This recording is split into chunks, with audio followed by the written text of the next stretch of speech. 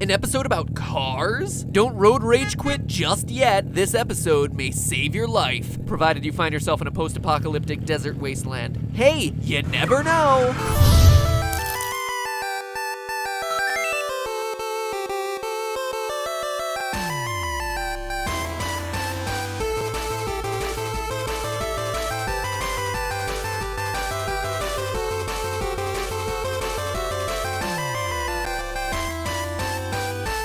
Hello, Internet! Welcome to Game Theory, the show that would like to start today's episode off with a little thing I'd like you to consider. The world could end at any moment.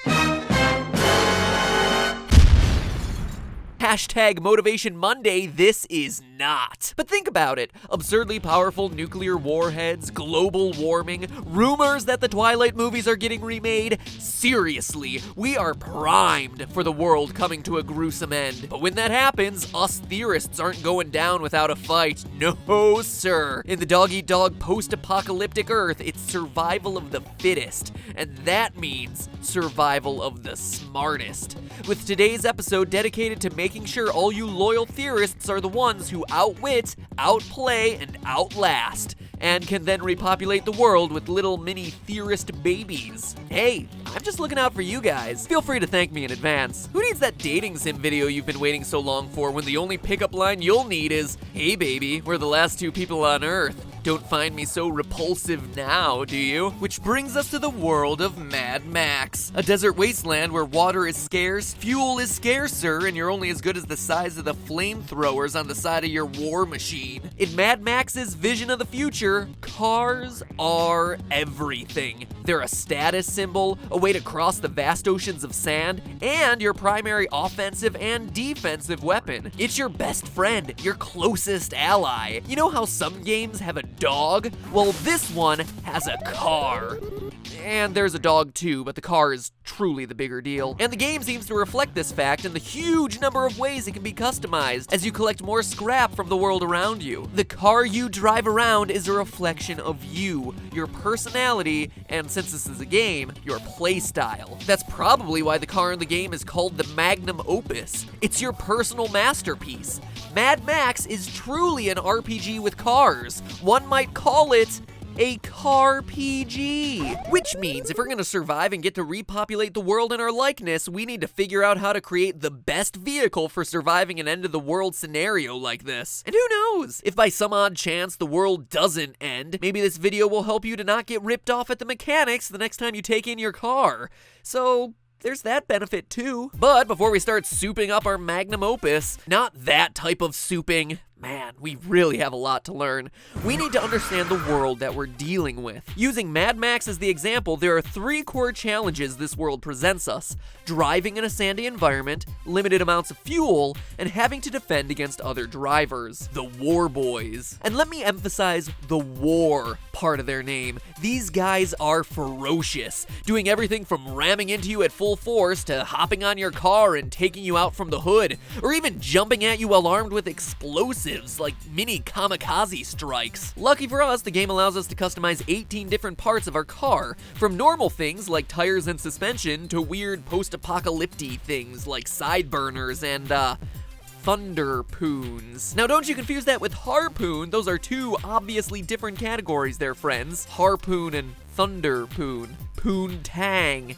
What does that even mean? So where do we start? Well, knowing that the War Boys are such a big threat in the wasteland, we'll want to trick out the elements of our car that boost our attack and defense, right? That means maxing out categories like the ramming grill, side burners, and aforementioned thunder poon for offense.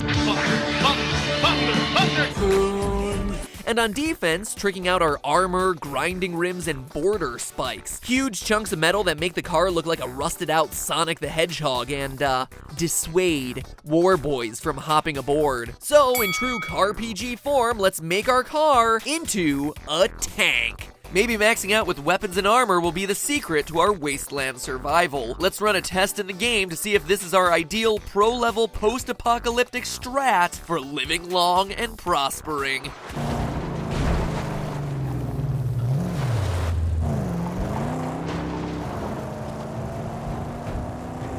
Forget tank, we just made our car into a sitting duck. That was like O.J. Simpson car chase levels of slow. We couldn't keep up with enemies, we couldn't outrun them, and because we were so heavy, we could barely maneuver in the sand or the hills. And can we talk about speed? I've seen senior citizens drive faster on their way to Sizzler. And on top of it all, we're burning through gallons of gasoline just to... Wait, it's not gasoline, it's guzzling? That's just... Why? Why is it when civilization ends, so do all the normal words we use to call things? Okay, we may have lost our homes, but we haven't lost our grammar, people!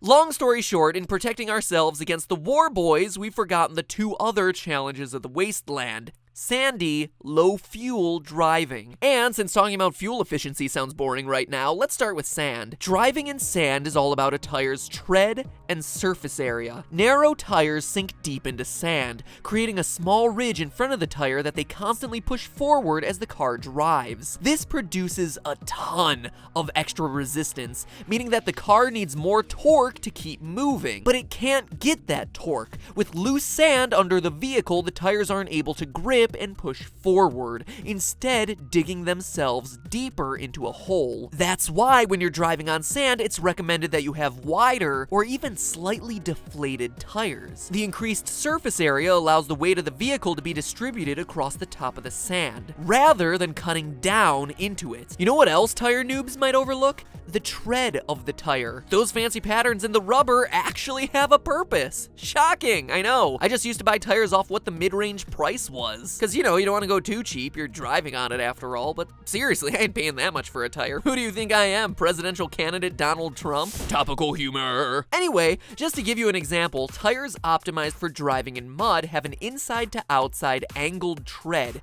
with wide voids between the raised sections. The idea is that this creates self-cleaning tires. Mud is forced from the center and pushed out to the sides, not getting stuck in the middle of the tire. Sand tires are incredibly unique, with a weird paddle-shaped tread. This allows the tire to grab as much sand as it can and use it to push, giving the vehicle forward momentum. It's kinda like how you use your cupped hands when you swim.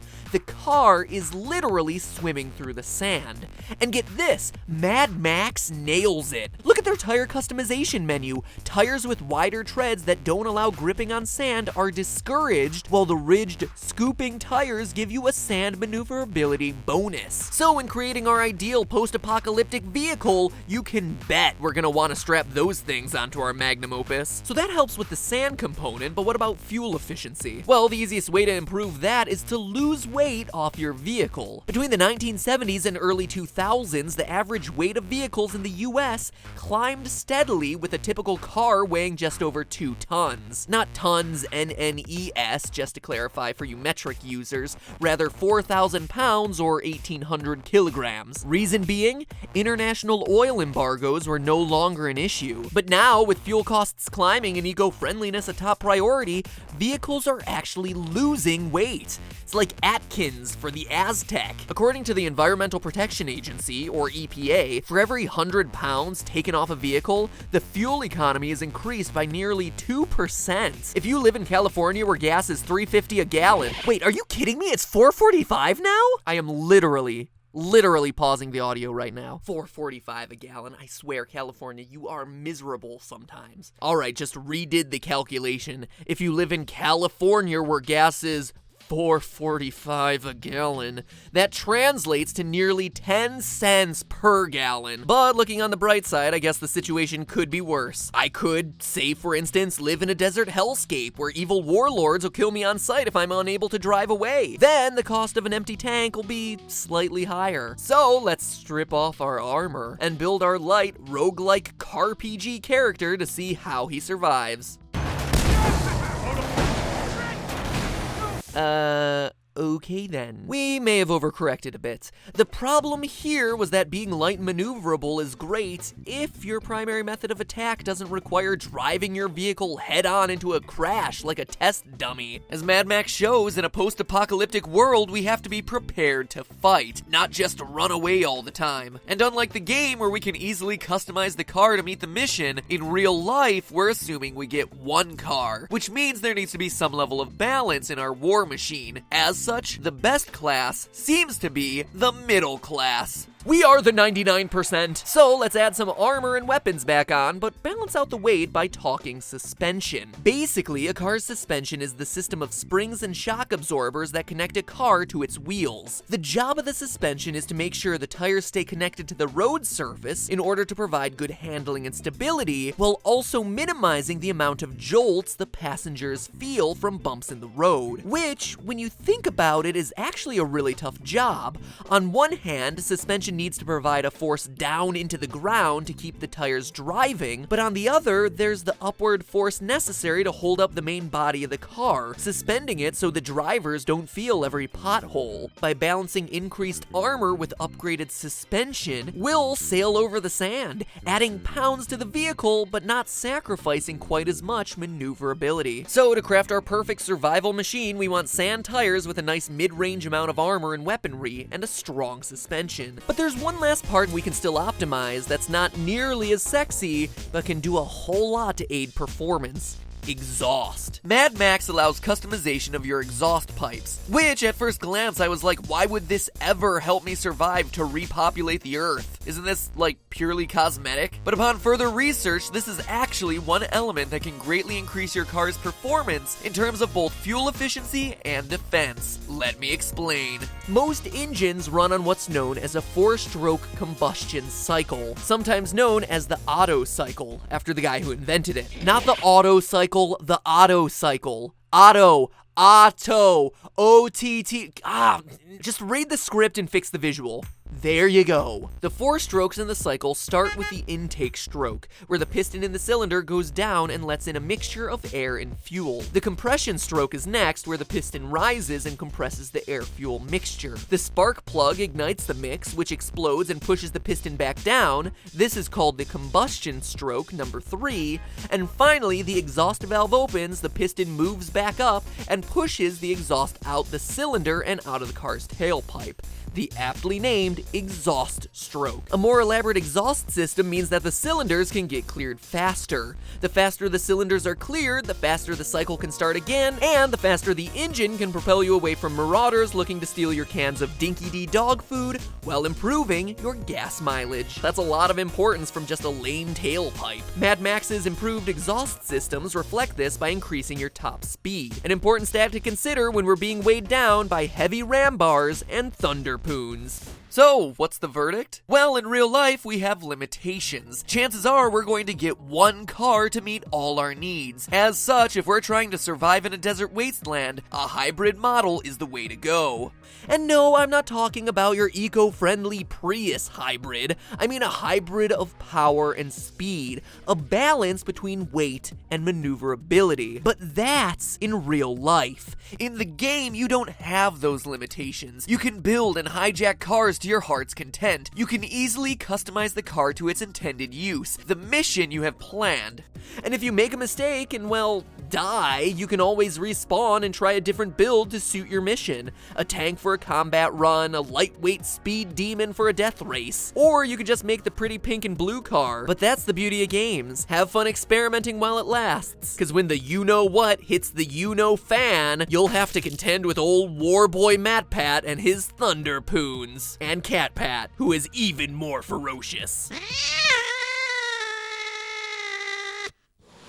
But hey, that's just a theory. A game theory. Thanks for watching. Speaking of Mad Max, it is legitimately the best movie of the year that I've seen. In fact, if you want to learn why it's so good and see how it subconsciously is directing your eyes through its crazy action scenes, then click Post-Apocalyptic Cat Pat to check out the brand new episode of Frame by Frame over on The Film Theorists. It's a really fascinating episode looking at the cinematography of the film. Watching the video really made me excited to go back to the movie again and figure out more of its secrets. Or if you'd rather hang out here, then subscribe. It's like car insurance for your YouTube viewing, except instead of a snarky gecko, you get me. Which, alright, just go with the gecko. And finally, a special thank you to WB for letting me get a sneak peek of Mad Max, and for giving me an excuse to learn more about cars by sponsoring this video. I seriously knew next to none of the stuff that I talked about today until I researched it, which is, quite frankly, very, very sad. Hey, I'm not a car guy, okay? Now, if you'll excuse me,